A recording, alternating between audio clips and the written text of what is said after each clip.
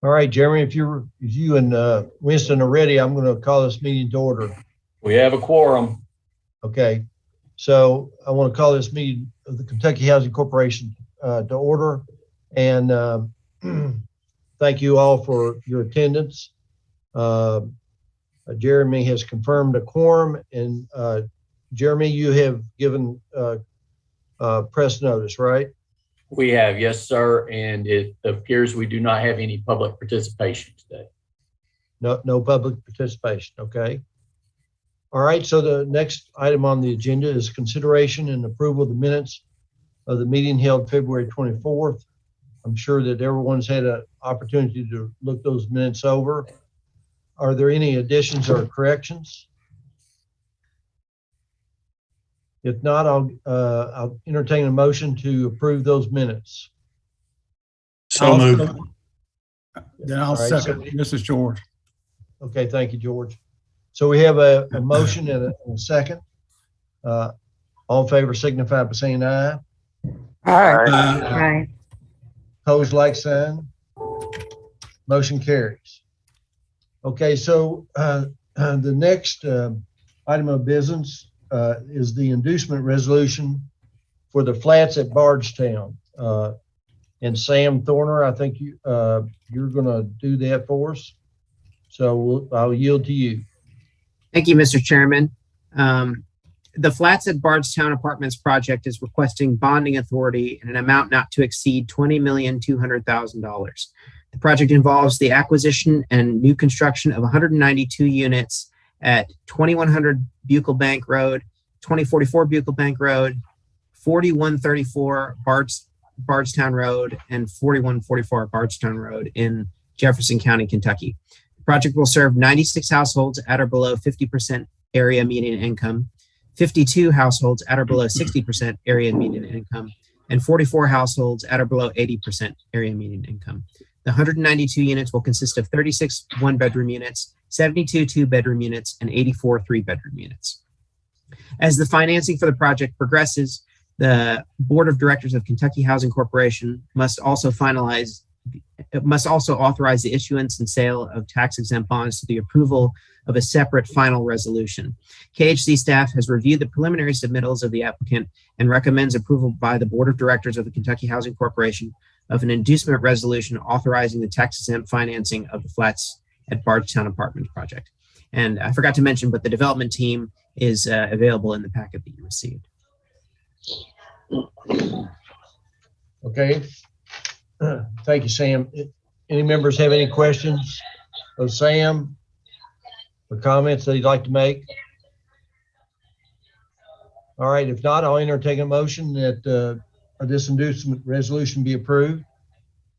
Steve will make a motion. Okay. I have a motion. Do I have a second? Second. Okay. All right. So we have a motion and a second. All in favor signify by saying aye. Aye. Aye. Opposed, like sign. Motion carries. Okay, Sam. So the next item is the authorization to enter into a personal service contract with Gibson.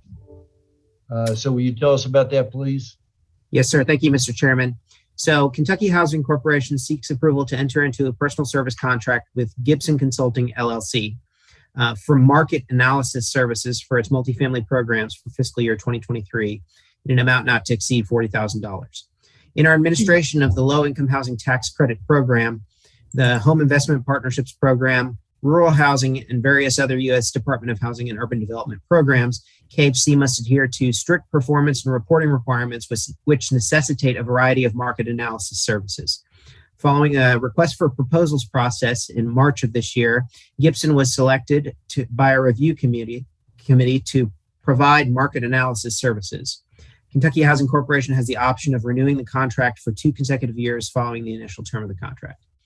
KHC staff recommend approval by the Board of Directors of the Kentucky Housing Corporation of a resolution authorizing KHC to enter into a personal service contract with Gibson Consulting in an amount not to exceed $40,000 for fiscal year 2023.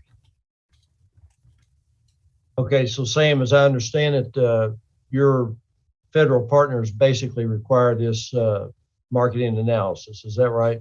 Yes. So when developers submit applications for financing under our various programs, they are required to provide us with a market study. So we contract for services of experts to provide analysis of the market studies that are submitted to us.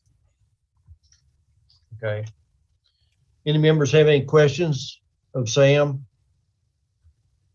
If not, I'll entertain a motion that we approve this service contract. Holly. Thank you, Holly. Do I have a second? This is George. I'll second it. Thank you, George. All right, so we have a motion and a second. All in favor signify by saying aye. Aye. Opposed, like sign. Motion carries. Okay, Sam, you're up again. So this is another personal service contract with Valbridge. Is that correct? Yes, Mr. Chairman.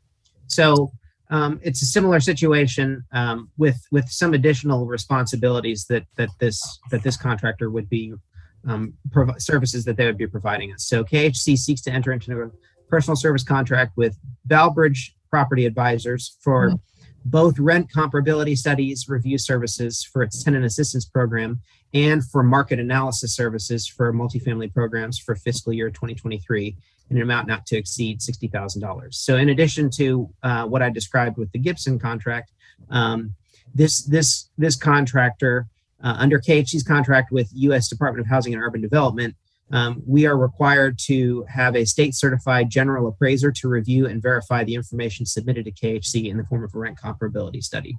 So this contractor, in addition to the market analysis services, would be reviewing the rent comparability for our tenant assistance programs. They went through the same request for proposal process back in March, and we selected Valbridge under that process. KHC has the option to renew the personal service contract for 2 consecutive years following the initial term of the contract. KHC staff again recommends approval by the Board of Directors of the Kentucky Housing Corporation of a resolution authorizing KHC to enter into the personal service contract with Valbridge Property Advisors in an amount not to exceed $60,000 for fiscal year 2023. Okay, thank you, Sam. Any members have any questions of Sam? If not, I'll entertain a motion that we approve this personal service contract. Motion. Okay, we have a motion. Do we have a second? Second. Okay. We have a motion and a second. All in favor signify by saying aye. Aye. Opposed, like sign. Motion carries. Sam, thank you so much for your hard work on these. Thank you, Mr. Chairman. All right. Okay, so John Davidson, you're up next with a personal service contract with Hannah Consulting Services. Thank you, Mr. Chairman. Okay. Thank you, Mr. Chairman. Good afternoon, members of the board. This is agenda item 6, resolution number 19, agenda item authorization to renew a personal service contract with Hannah Resource Group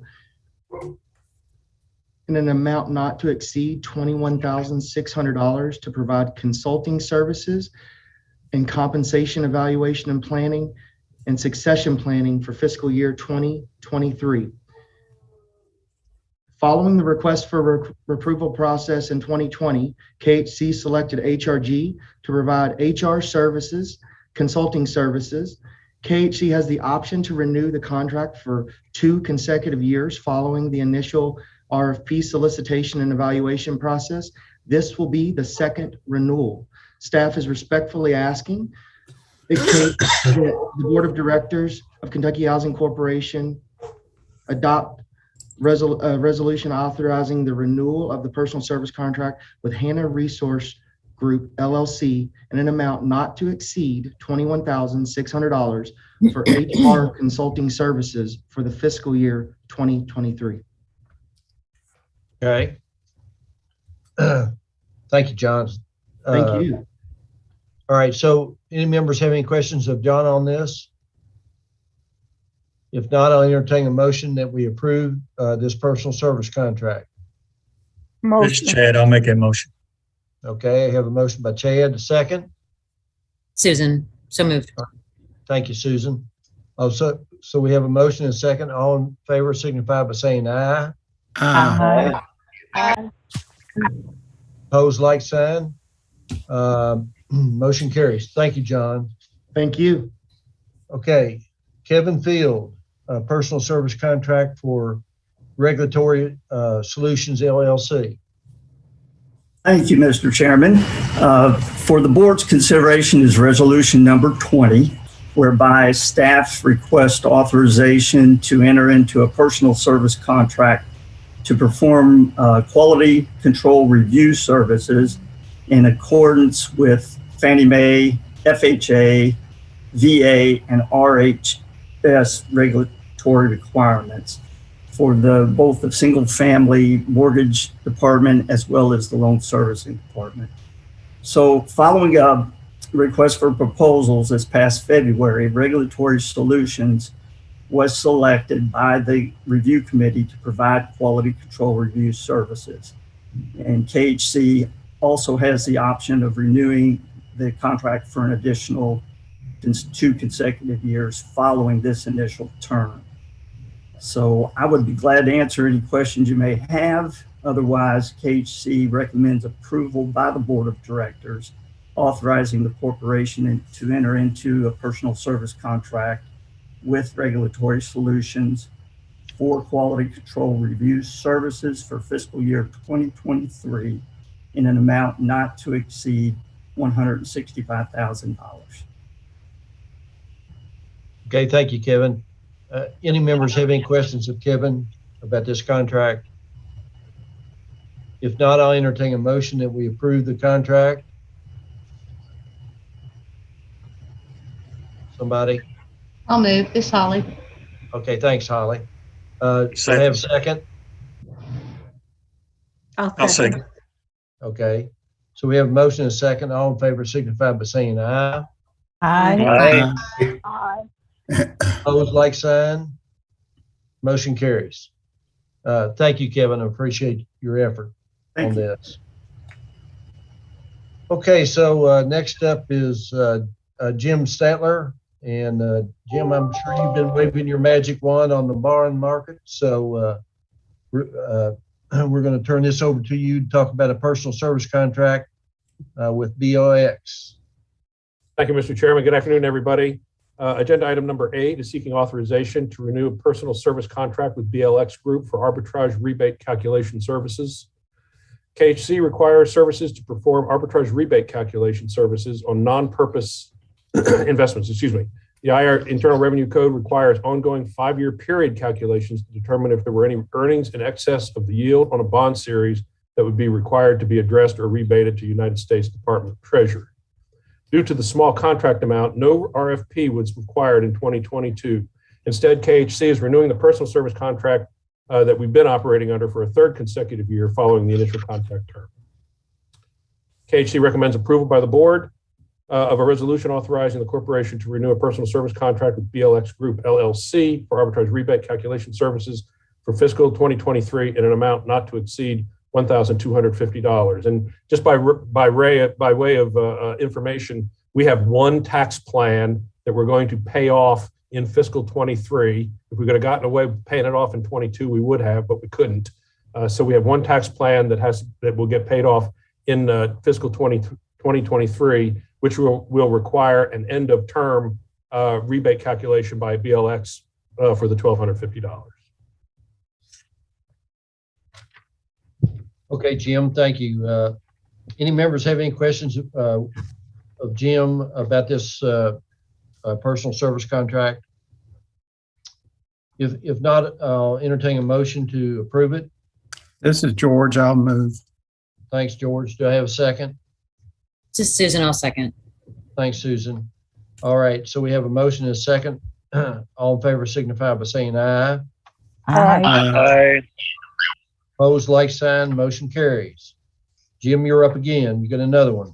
Thank you, Mr. Chairman. Agenda item number 9 is seeking authorization to enter into a personal service contract with Kane and Associates Incorporated for quantitative consulting services. KHC requires the services of a Quantitative consulting firm to perform the following: bond structure and analysis, mortgage and investment portfolio participation analysis, flow of funds compliance, and cash flow projections. Following an RFP process in February of 2022, Kane Minter & Associates Incorporated was selected by the review committee to perform quantitative services. Kane Minter & Associates Incorporated was the sole responding party to the RFP. We have the option to renewing this contract for 2 consecutive years following the initial term of the contract. Again, by way of information, Kane Minter's been our quant service corp since I've been here, which is over 10 years, and they were here several years prior to that. So it's an organization that we're quite familiar with and quite comfortable with and quite satisfied with. Management recommends approval by the Board of Directors of Kentucky Housing Corporation of a resolution authorizing the corporation to enter into a personal service contract with Kane Minter & Associates for the fiscal year 2023 in an amount not to exceed $400,000 for quantitative consulting services. And Jim, if I understand this correct, those quantitative consulting services are required by your partners, right? Your federal partners. Included in this fee is any assistance we require from quant services to issue new bonds, to analyze bonds that are eligible or potentially eligible for refunding or advanced payoff. And they also prepare all the cash flows that keep the rating agencies satisfied as to the security of the overall indenture and preservation of our AAA rating on bonds. Okay, thank you. Do any other members have any questions of Jim regarding this contract? If not, I'll entertain a motion that we approve it. It's PG making the motion. Thank you, PG. I have a second. This is Barry. I'll second that. Okay, thank you, Barry. All in favor signify by saying aye. Aye. Opposed, like sign, motion carries. Okay, thank you, Jim. Thank you. All right, so Wendy Smith. Wendy, you're up. You're going to talk about Kpmg and the personal service contract you have with them. Yes, sir. And my apologies for not having video. I cannot get my camera to work, and you all would think I would have mastered it over the last 2 years, but today it's not functioning for me. My apologies. I'm really glad, Wendy, somebody else has trouble other than me.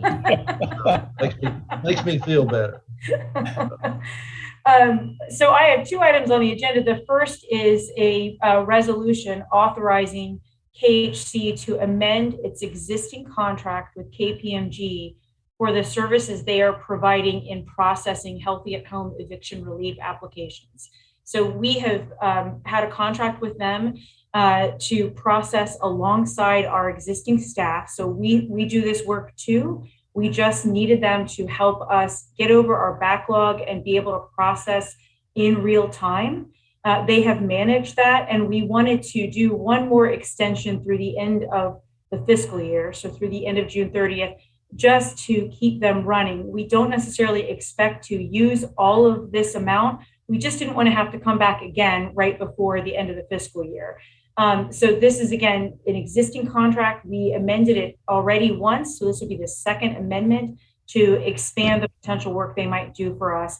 And in particular, we may have them do some file cleanup and some other documentation as we close out our Emergency Rental Assistance 1.0 grant and move into ERA 2 funding. So, with respect, I request that the board approve this second amendment to that contract. Okay, everybody, anybody have any questions of Wendy about this Kpmg contract? They've been an integral force of getting this money out. And so if there are no questions, I'd entertain a motion. We approve it. So moved. Second. All right, got a motion and a second. All in favor signify by saying aye. Aye. Aye. Opposed, like sign, motion carries. Okay. Thank you all so much. All right, so Wendy, talk about the Home Eviction Relief Fund and the Western Kentucky Disaster Response, which are so critical today. And if you would let us know about where we are on those things, please. Absolutely. And I should have some slides to be shared. I'm not seeing them. Are you all seeing them? Yes. Rob? Yes. Okay, I must not have the right view option. Okay, my apologies. We've got an update for you all on the Healthy at Home Eviction Relief Program. So we have brought several updates to you all on this. This is a rent and utility assistance program that we fund right now through a Treasury grant under Emergency Rental Assistance 1.0. It's COVID relief funding. So we're just giving you all an update. We are about 13, 14 months in. We launched in February of last year. And since then, KHC itself has paid out $137.4 million in rent and utility assistance. This comes to almost 42,000 individual payments that have gone out on behalf of over 30,000 households across the state. And again, we've been operating this program in 118 counties across the state. The average amount per household's been going down. It was closer to $6,000 per household early on. It's now at a little over $4,500 per household in terms of the average assistance. So to get $137 million out at $4,500 per household, it's a lot of work. It's a lot of households. The average that we are paying out each month right now is $10.5 million. That's a pretty good clip for a modestly sized state. In terms of our overall grants, so this Emergency Rental Assistance 1.0, the original grant was $264 million, came to us in January, came to the Finance Cabinet in January of last year. We subgranted $38.7 million to Louisville and Lexington. We then reallocated a second $38.7 million to Louisville and Lexington. That became part of their grants, and that was just money to keep their local programs going. Again, we have paid out ourselves $137.4 million. We've used a little over $12 million for administrative costs. That's not even 5% of the grant in total. And so when you add all of that together, we have committed, expended, subgranted, reallocated $227 million. That's 87% of the grant, which is a pretty good rate within just a little over a year. We still have about $27 million left, but again, we're going at a pretty good monthly clip, and we expect to transition to Emergency Rental Assistance 2.0 very soon. And I just want to give you all a map, and then there's a graph on the next slide that kind of shows you, I really feel like we're punching above our weight in terms of how well we've done in getting the assistance out to Kentuckians relative to our state size. So we rank 18th in the country in terms of ERA1 expenditure rates by state, but we rank 26th by population in the country. So again, I feel like we're outpacing our size, if you will. Especially when you consider we don't have the concentration of renters that some states might. So we are really outpacing ourselves in many ways. If you go to the next slide is just a graphic version of the same ranking showing where we stand. And what I'll point out is that you'll see at the top of this graph, there are several large states that are totally out of all of their ERA1 funding. Some of them at the very top are also out of all of their ERA2 funding. So I feel like, again, we're punching above our weight and we're doing pretty well for a moderately sized state. I'll pause there in case any board members have questions about emergency rental assistance. I just want to add that the Institute for Economic Equity of the Federal Reserve Bank of St. Louis is doing a two-part. The first part's out. Effective deployment of Louisville's ERA funding, lessons learned, which I think contributes to Kentucky's success and the wise allocation to Louisville and Lexington. And you can see that at the Federal Reserve Bank of St. Louis. So yeah, everybody's done a great job. Thanks, Kathy. And you pointing that out highlights, we partnered a lot with Louisville and Lexington in upfront design, getting them more funds, troubleshooting. We shared documents. It was a great partnership. When you have good existing relationships and you have plenty of funding, it's really easy to collaborate well. So I feel like it was a success story. Yeah, Wendy, just let me compliment you and your staff for a wonderful job for this home eviction relief fund and what you all have done. I mean, this has been an unbelievable undertaking, and y'all really done a great job with it. And I also would also say, before you talk about the Western Kentucky disaster response, I just want to say that to the board members, I called Winston early on December the 11th, early in the morning, and Wendy and KHC already had a team on the ground working on that disaster. So I think this all shows just what kind of people that are work for KHC, and they represent KHC and the state very well. So Wendy, go ahead. I'm sorry. Mike, I appreciate that. And I just want to, I know you all know this, but I want to make sure that it's clear that it's not like it's Winston and I that do this alone. There are so many great staff here at KHC that have gone the extra mile and taken on work they never thought they'd be doing, be it rent assistance direct to folks or tornado response. So your appreciative words are well received. I appreciate that. So I will share with you all just a quick update on what KHC is doing with relationship to the tornado response, and then what we think we might be doing in the future. This is just a map that I get one of these twice a week from FEMA and Kentucky Emergency Management. Just kind of shows you those red lines are the hardest hit communities, that got hit by the tornado. It was very expansive. You can go to the next slide. I thought I would share with you all a little bit of data just about like what we're seeing right now and what the numbers look like.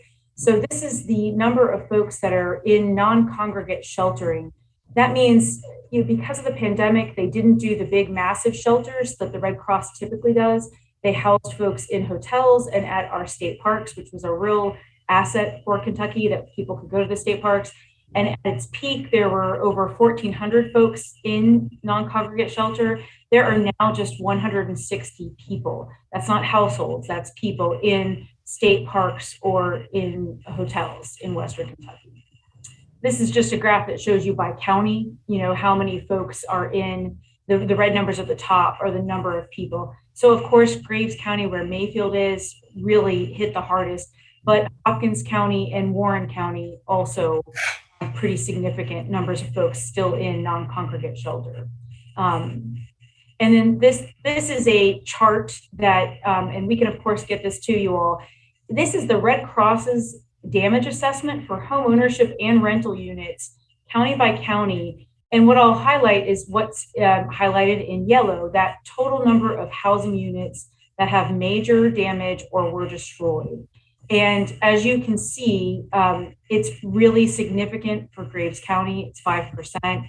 The total number of major damage or destroyed is over 2,600 housing units. And that is just a radical number of homes and apartments lost in Western Kentucky.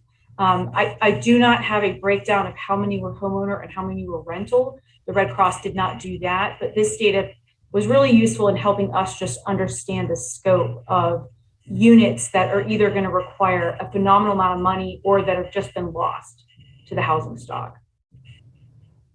This is that same data just shown as the percentage of occupied housing units. So again, in Graves County, 5% of all occupied housing units were majorly damaged or destroyed. And according to Kentucky Emergency Management, 5% or more is catastrophic.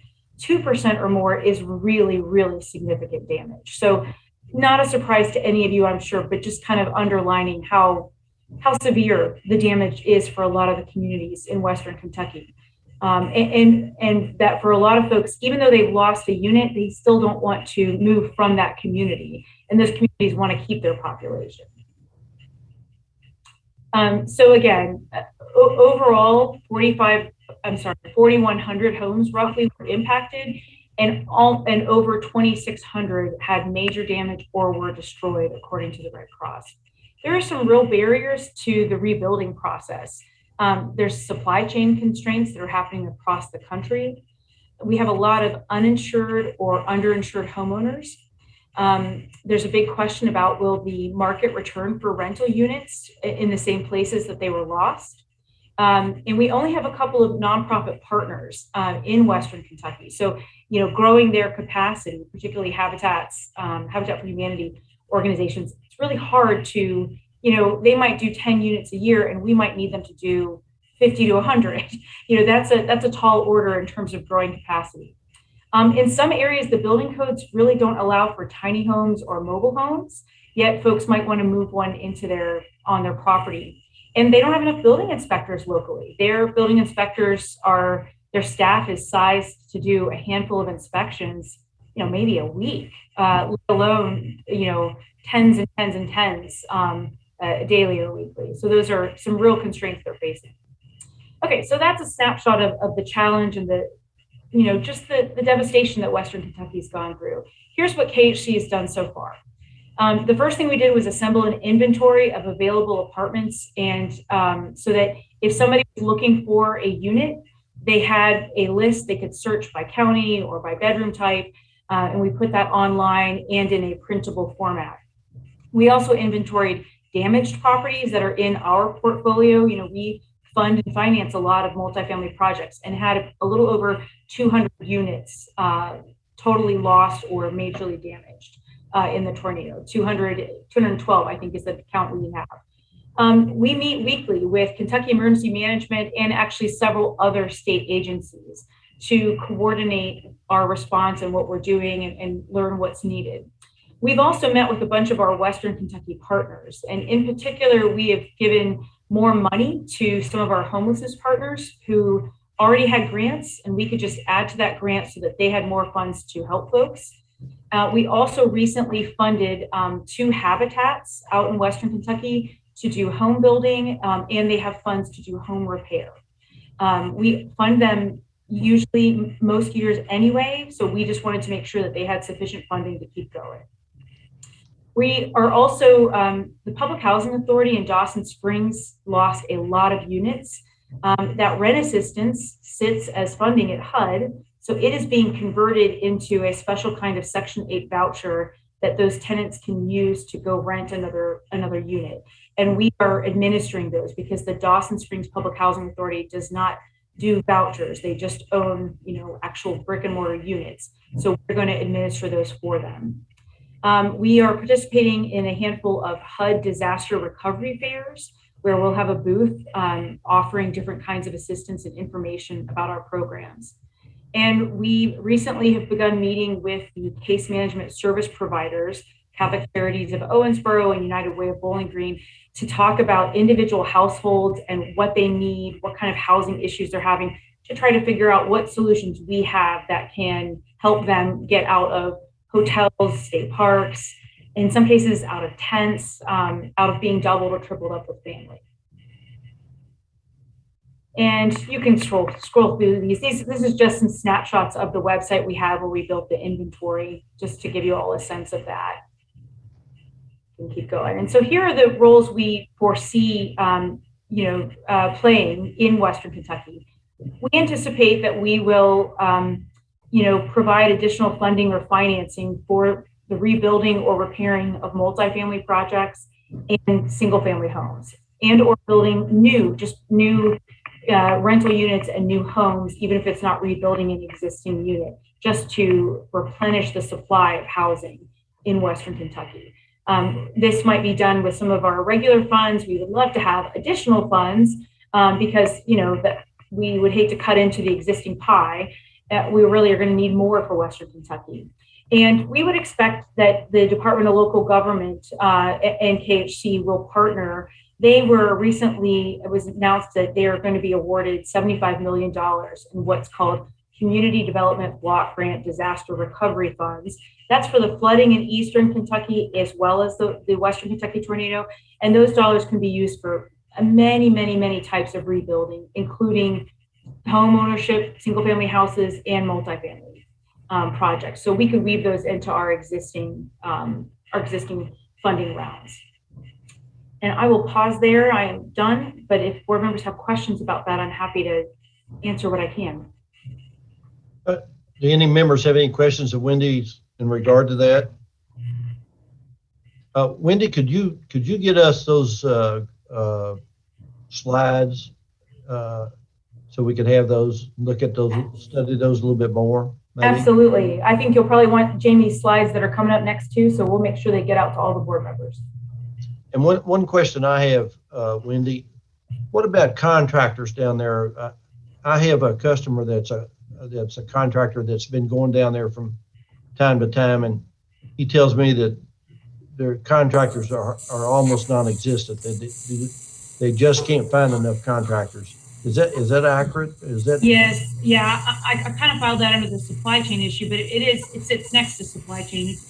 Mike, it is definitely an issue that there are not enough contractors. And then there's also a worry that there might be some ill-intentioned folks that come in and offer to do work who may not be licensed or good quality, and that the struggle to find anybody might make folks accept someone who's not going to do good work for them. Yeah. Yeah, anytime that anything like this happens, there's always somebody, unscrupulous people trying to put roofs on houses and that type of thing. We've experienced that up here. Yeah. Anyway, that's a great presentation. Any members have any questions of Wendy? Wendy, thank you so much for your effort and your hard work, and please thank all your folks for the good work you do for us. Will do. Thank you. Okay, so Jamie Rice, you're going to talk about Homeowner Assistance Fund. Is that correct? That is. Thank you, Mr. Chairman, and thank you everyone for the opportunity to update you on the Homeowner Assistance Fund that KHC is administering. As a reminder, we received $85.4 million from U.S. Treasury COVID relief funds in order to assist homeowners experiencing COVID-related financial hardships. Just as a reminder, I updated the board initially in August and again in December. Since then, we did receive our full Treasury approval right before Christmas. We fully launched our pilot involving our housing counseling network. On February 7th, the governor announced the full statewide launch of our program, and we invited about 11,000 email registrants to take a look, and we had a huge swell in the very beginning of applications. Not all of the 11,000 were homeowners trying to apply, but we also had lenders in that group, servicers, counselors, just folks who were curious, but we did receive an initial swell of applications. On March the 2nd, we did submit our first official report to Treasury. That was for activity through January 31st of this year, and we had a whopping 25 homeowners to report on at that time. And just as a reminder, qualifying this program will cover up to $35,000 per household. It is a non-recourse grant. There are income limits of who we can serve.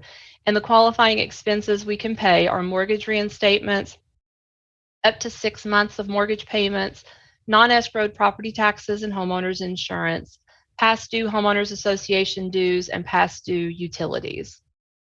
Next slide, please, Jeremy. So we are getting ready to submit our next report to Treasury. That is due mid-May, and that's for activity through March 31st. So what we will report to Treasury there is that we've now assisted a total of 184 households. We are working through that swell of applications. Of that, we do report on the households that we serve who are categorized as socially disadvantaged households. That is defined as minority homeowners, limited English proficiency homeowners, and homeowners who are residing in counties that are of persistent poverty rates that meet or exceed 20%. And we have, in Kentucky, we've got 37 of those counties. So of the 184 homeowners we've served through March 31st, 74 do fall within that socially disadvantaged category, which is 40%. Through March 31st, we have funded mortgage reinstatements, monthly mortgage assistance.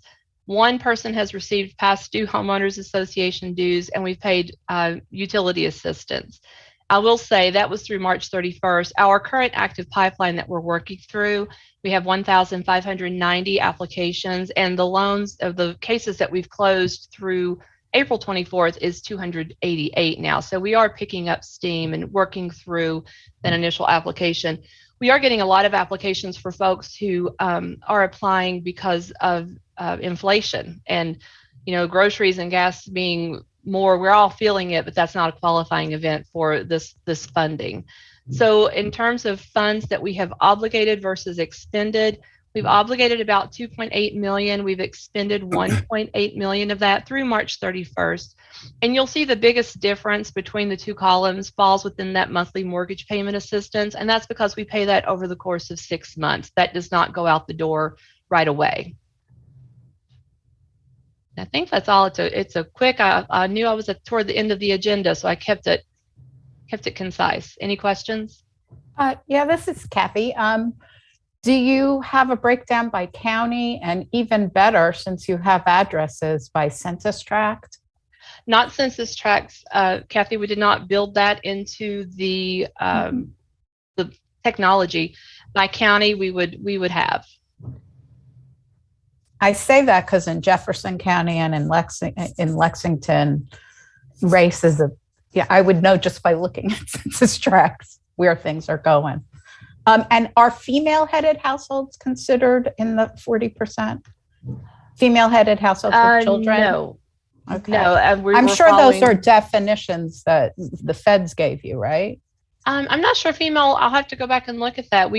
There were 6 different categories. Okay. Yeah. Right. Can I get it by county? And yes. And if someone at like U of L was willing to put it into census tracts, would you provide for research purposes? Would you, with confidentiality, but just right here on a map, adhering to all of that? Would you, set up? Well, we can discuss that if that's something Sure. Yeah. I would say anything like that, if you would run it through Winston and anything that is needed, we'll be happy to provide.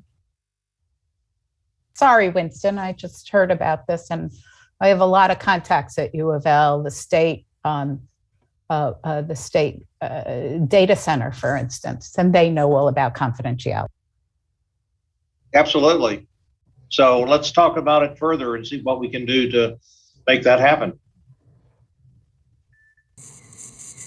Jamie, could we get copies of these slides as well? Absolutely. Okay. I want to thank you all and you and your team for your excellent work on this. I have one more question. Is there money left? Oh, are you going to be covered by all these people, or because I read the CJ every day and they need to do a nice article with real clear stuff. They aren't touting this. And I know you were just starting in February. This is not an indictment or anything, but as you've gotten your sea legs, it would be great to have a really nice article.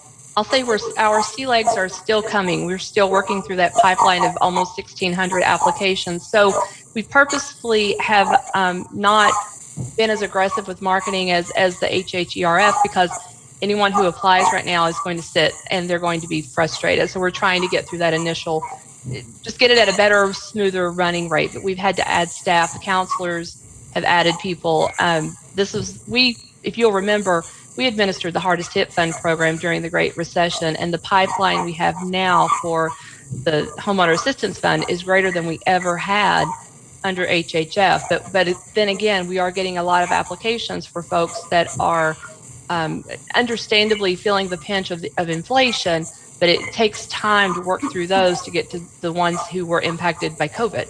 But we're working through that, and we do have plans to market. This money is around through September 30th of 2025.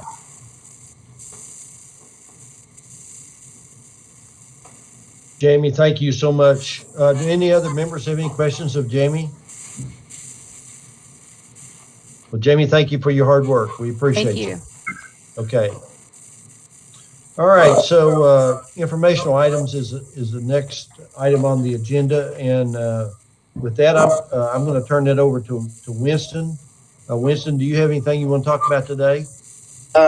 Well, absolutely. We have 2 items that are informational items so we've got 2 separate reports on items that are going to be presented to the board. The first one is going to be presented by Jim Statler, and the genesis of this report sort of arises out of a conversation that we had with you, Mike, a couple of weeks ago, and in one of our sort of periodic updates and chat with you about what's going on in the world, you were asking me some questions that I was struggling with in terms of the impact of and trying to quantify really the impact of the interest rate increases and the war in Ukraine on the bond market, and then therefore on the housing market, and how all these are sort of tied together. And Mike, you'll recall you and I had a very informative conversation with Jim, and I decided following that call that this is some information we ought to share with the full board, which I'm not sure everybody appreciates. This is, a top of the pyramid report. It's not going to be perhaps the same detailed information you might get from your financial advisor or others, but I think you'll find it very insightful. Jim, are you on? I am. Thank you. Yes, and though I am reading from a prepared text to keep me from wandering off on some tangent, please ask questions as you have them. First off, though I may have some expertise in finance, particularly mortgage finance, I am not an economist. So we just want to set that clear. Now leave it there, Jeremy, if you would, please. Thank you. On this first chart, these three headlines appeared on page 2 of last Friday's Wall Street Journal. One page, 3 good headlines here. Powell talked rates in general. Translation, KHC's cost of borrowing will increase. We have $82 million of variable rate bonds. Each 1% increase in short-term rates impacts the bottom line of the indenture by $820,000. Mortgage rates rise. Translation, loan production volume impacted. Higher mortgage rates generally result in lower production levels. We are carefully considering our loan volume budget for next year. A silver lining, payoffs may actually finally slow down. Jobless claims stay low. Translation, tight labor market. Translation, inflation. Tight labor market put upward pressure on inflation and costs to run the business. Except for the possible slowdown in payoffs, all 3 headlines are generally negative to KHC's financial performance. Much of executive management's time is spent looking out and forward 5+ years and trying to design strategies that enable us to create and retain financial resources to afford our missional objectives.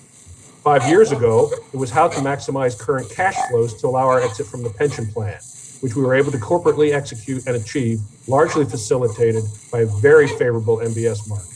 Gains were extraordinary, as we have happily discussed numerous times in past board meetings. The MBS markets are not now nearly as generous today. On this chart, you see a curve presentation from 2016 to present, and we've taken out some of the maturities on treasuries, but this does show the 2, 5, 10, and 30-year treasury bonds over the last 4.5 years.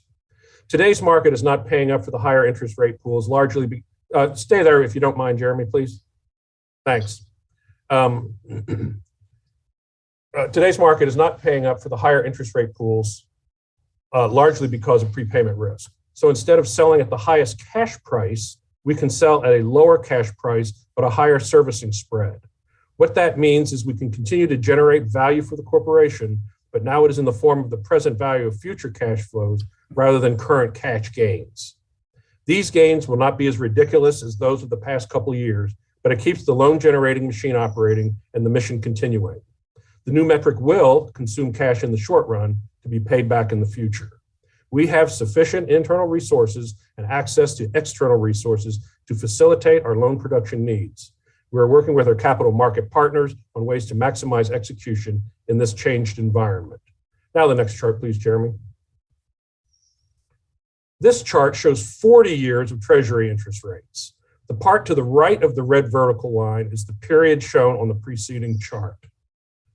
This chart shows how really low rates were the last few years compared to how high and very high they have been at times during the past 40 years. And I remember back in the early 80s, inflation was running very high. Interest rates, the prime rate got to 21.5%. I remember that because I had a client that borrowed at prime plus 5 And so he was a commercial borrower and borrowing at rates of 26.5%. But you can see that the rate environment that we've just come through, and most recently the last 2 years, that significant dip there, after rates had gone up a little bit after the Great Recession, then came piling back down during COVID, and now going back up. Clearly, there's been a lot of instability and movement in the rate market. But looked at over time, rates still are comparatively low compared to where they've been over the last 40 years. The one unusual dip there, the orange line there, there actually was no 30-year Treasury bond in existence during that 2 or 3, 4 year period, and so it drops down to zero and then picks back up when the 30s are starting to get reissued. Our mortgage rates today are 5.5% for an FHA loan with down payment assistance. We are generating satisfactory reservations and adequate financial results at that rate. Not the great, stupendous rates that we've had the last 2 or 3 years, but adequate. As I said at the outset, I'm not an economist. I have no idea where rates will be tomorrow, much less next month or next year. What I think is that inflation will ease as the year progresses, that the Fed will continue to raise rates as they have indicated they will, and that the nation has a greater chance of recession than boom times. What I know is that we run the rate sensitive business, which is the loan production and servicing operations of the company based on where rates are today, and don't guess or speculate where future rates or inflation rates will be. The objective is always to ensure we will have the resources in the future to continue to fulfill the corporate mission.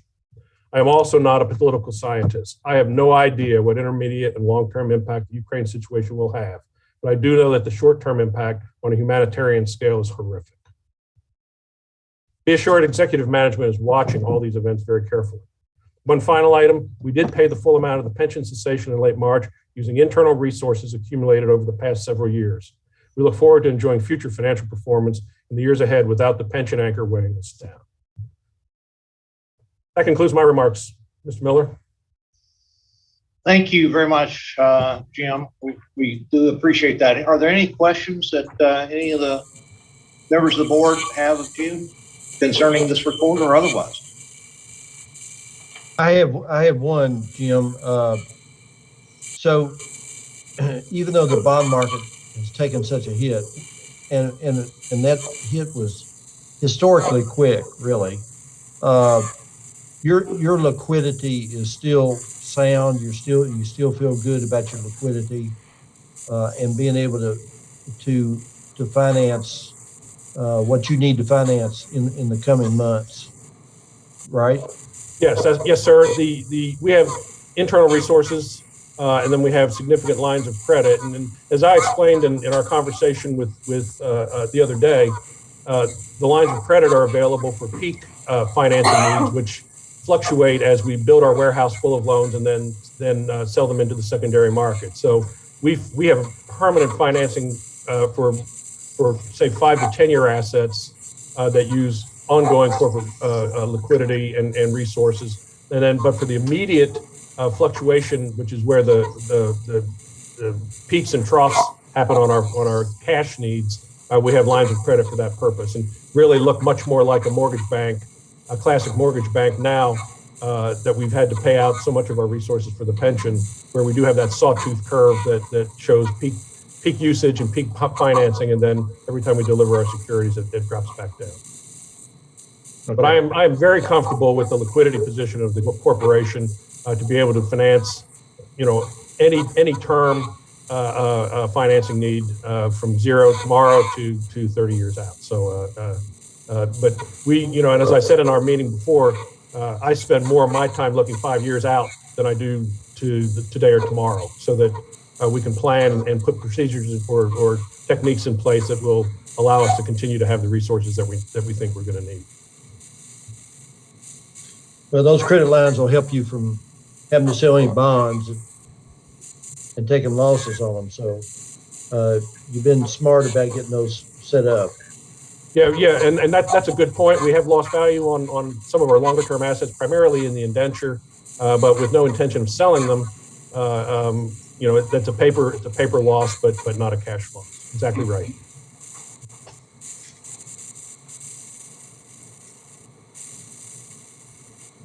I'll yield back to you, Winston.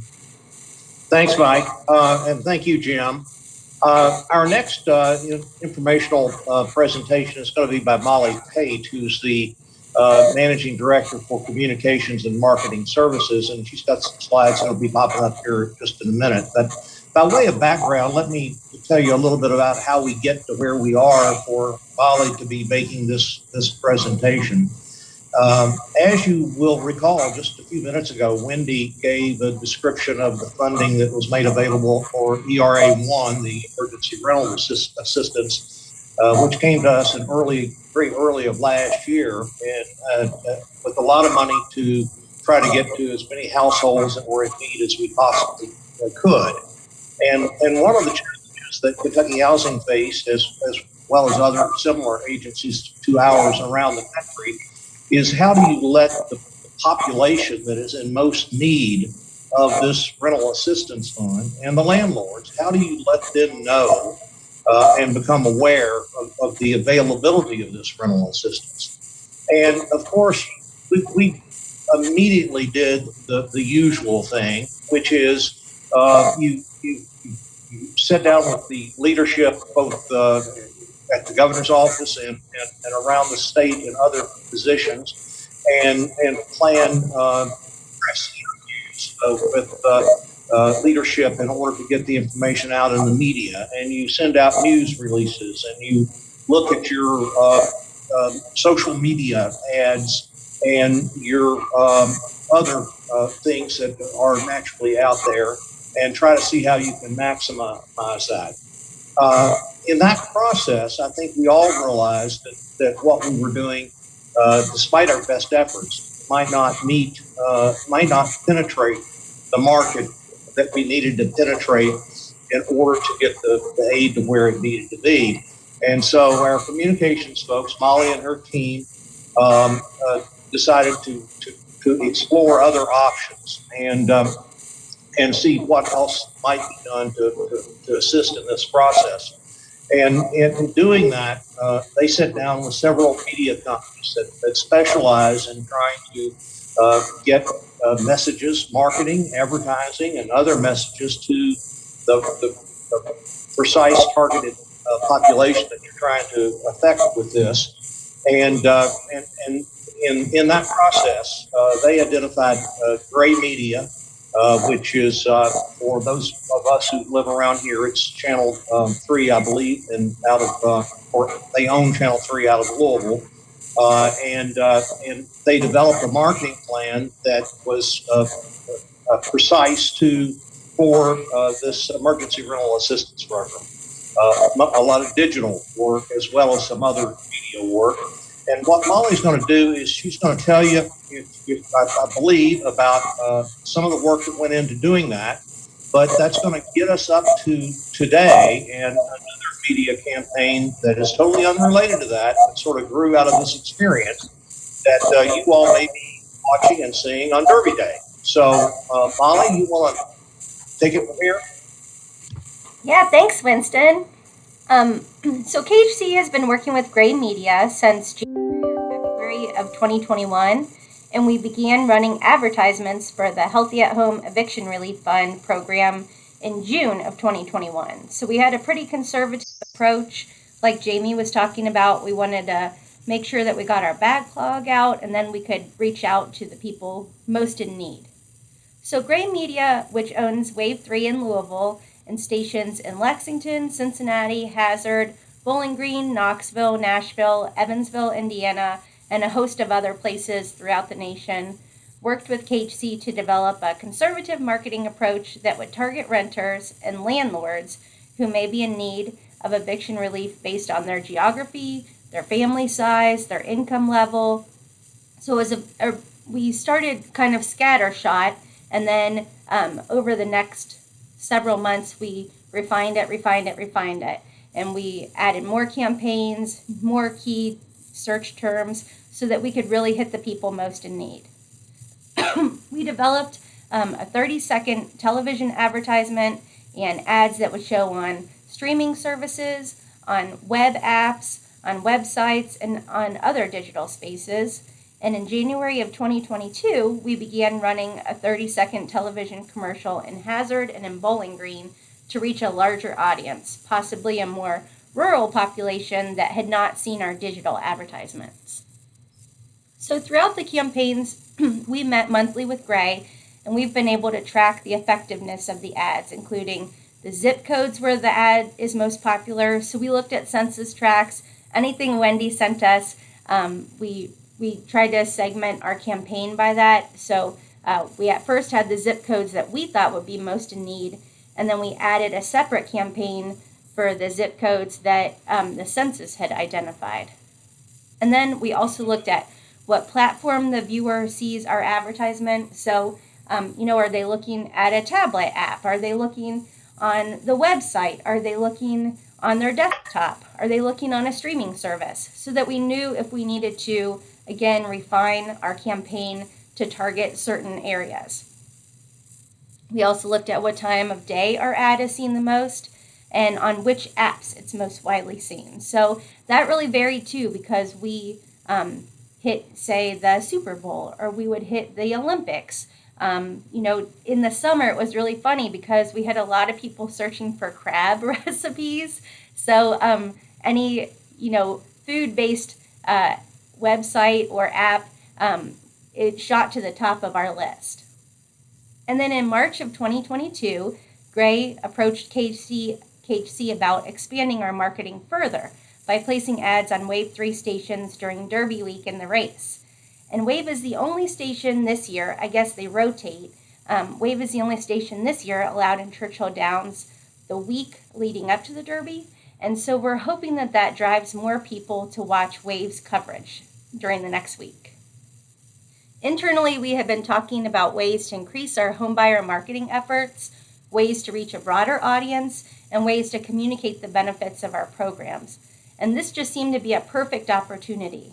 So in total, the package includes 24 30-second ads starting May 2nd, which should be Monday, and running through May 7th, including spots on newscasts, during the parade, the Great Bed Race, the Steamboat Race, the Oaks, and then the actual Derby. And it includes banner ads on NBC Sports, which is both the website and the app, which is broadcasting the Triple Crown, and then 30-second spots on the days of all three races. Excuse me.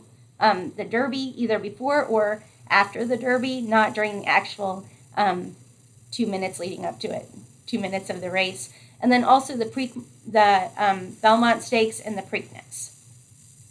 And instead of focusing on our Healthy at Home eviction relief program, which we have been doing for, like I said, over a year, we thought that this statewide stage would be the perfect opportunity to advertise our homeownership programs, including the newly increased down payment assistance program, which offers homebuyers up to $7,500 in down payment assistance.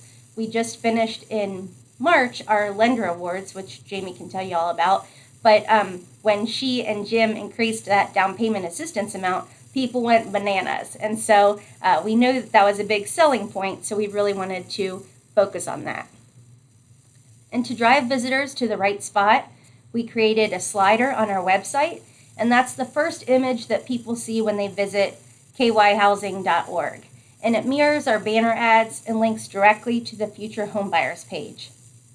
And to track the effectiveness of the Derby marketing, we're monitoring the page traffic on our website. So not only the viewers to our homepage before, so we've been tracking it for the last 2 weeks. We're going to track it next week during the advertisement, and then for the next 4 weeks after that to see if there was an increase of people coming to kyhousing.org. And we're also tracking the click-throughs from that slider that we just showed you on our homeownership page, which includes both current homeowners and future home buyers, on our down payment assistance page, on our loan eligibility page, and our KHC approved lender page to see if the people are going to the sites and to the locations that we want, to the pages. And Wave 3 is also helping us monitor the click-through rates from the NBC Sports ads to our site. So when we show it on the television, we can't see who's coming directly to our site from television, but we can if it's showing on the Wave 3 website, and then also on NBC Sports, both the website and the app. So the ad campaign marks a new beginning for KHC. We've never done something so public before, and we never normally would have entertained this ad opportunity. We would have just said, thanks, Wave 3, but that's not really what we do. But it was a great deal for a super comprehensive package, and it's great exposure. So we're going to get at least 24 30-second spots over the course of a week. And then, like I said, banner advertisements on NBC Sports website and app, and then also on Wave 3's website. Also, we could cover it in our normal marketing budget, so it's not like an additional expense. Also, this ad is reaching our target market. So that's another reason it was a real selling point for us. Louisville is our largest market for home ownership, and many of our lenders are in Louisville. And our average home buyer last year made around $58,000, and you can see that's right in the middle of the pack. So people who make $30,000 to $75,000, this is really going to be popular among them, or they at least watch the Derby. So we're hitting the people who are potential home buyers. And then in 2020, among the hottest areas for home buying were Jefferson County and Hardin County, which are in the Wave 3 viewership area. And in 2020, the average age for our borrowers was 36. And so you can see that the 25 to 49 demographic, they tune into the Derby. So again, we're going to be hitting the people that we want. And more than 56% of the borrowers in 2020 were millennials, which again is a big portion. So we're again hitting that 25 to 49 range. More importantly, the Derby is popular among those who own their own homes and who have no children in the home and who are 50 to over 65.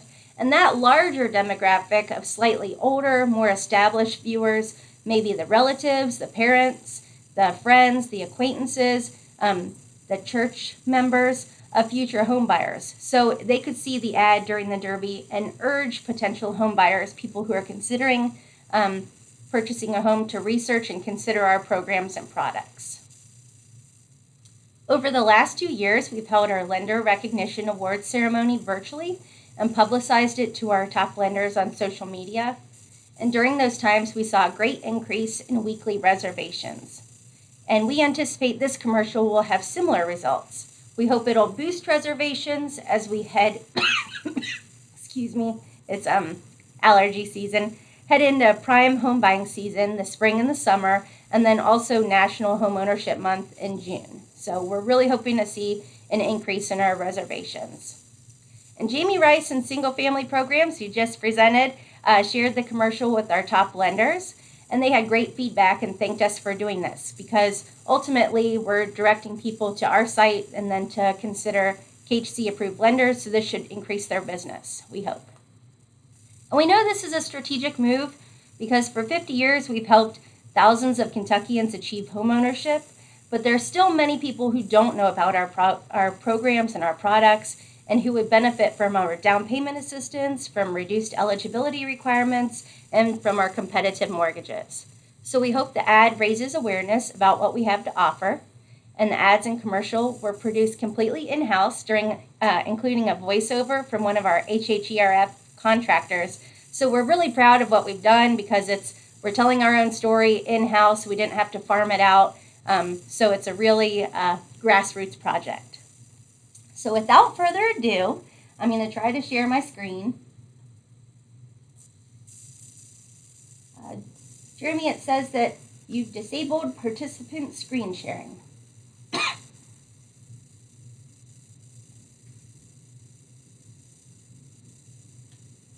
But I could send you the link if that's easier.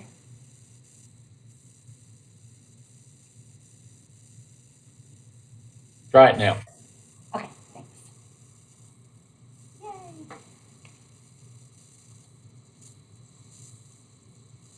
And please let me know if you guys don't see it.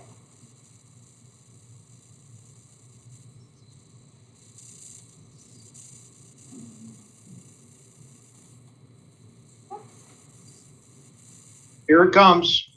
Okay, 1 second. Let me make sure that you can hear it.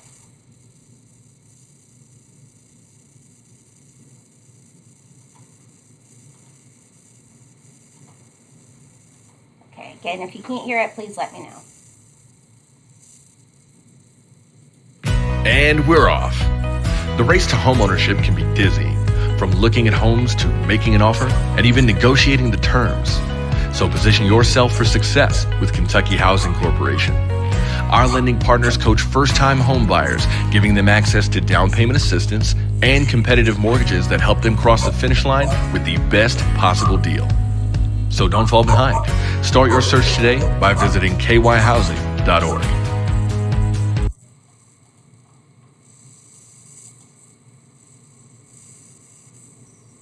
That was great, Molly. Well, thanks. So if you have any questions, I'm happy to answer them.